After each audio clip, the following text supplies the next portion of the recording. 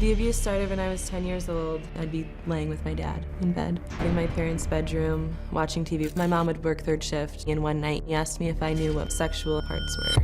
I felt very disgusted, very dirty. From there, he continued to push himself on me. He would coerce me into rubbing against him or grinding on top of him, acting as if we were having sex. I was very confused. I accepted it because I was 10.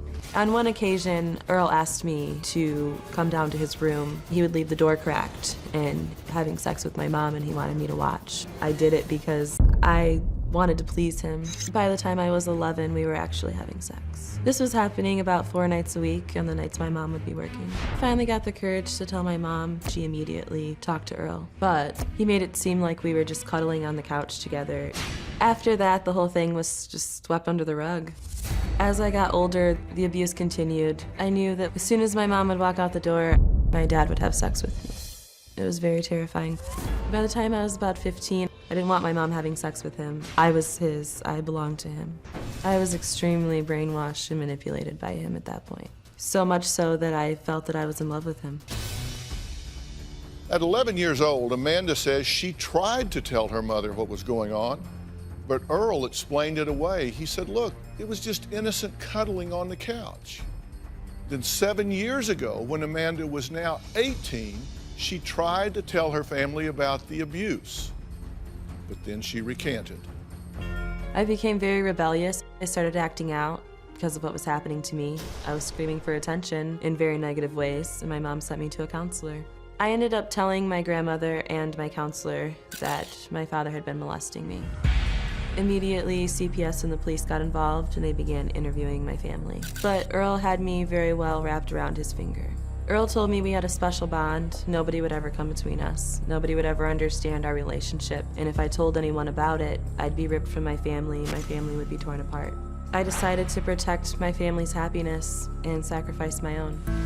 I refused to cooperate with the police, I refused to cooperate with CPS, and I refused to comment to them about anything that had happened. They didn't have a victim, so they couldn't have a case, and the investigation eventually was closed. I had been suffering this abuse for 10 years, and for me, it wasn't gonna stop. I had given up my chance to break free. Well, she says when she gave up that chance, her twisted relationship with her stepfather continued on. It lasted through her engagement, her marriage, and even after the birth of her first child. About 2 months after my daughter was born, I was at my parents' house and my dad asked me to expose myself to him. I knew that I was right back in that place where I started. I was right back there. I just really thought it was over, and it wasn't.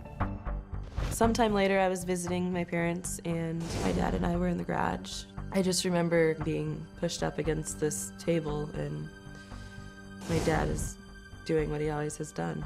After that, we started having sex about once a week. It was almost not an option for me to be able to break away from this because I had a husband whose heart would break if his wife told him what had been happening to her. I had a mother that her husband's been doing this to her daughter for 15 years, and she's so blind to it that she can't see the truth. There was no option for me. I had to do what I had to do. One of the final straws came when Earl told me that he tried to make the perfect daughter out of me and failed, so he would have to start over with my daughter. A friend of mine and my counselor urged me to call the police. Your family, you say across the board, does not believe you. They don't believe me. Are you a pathological liar? I am not. Have you given them reason to doubt you? I mean, have you lied about other things throughout your life?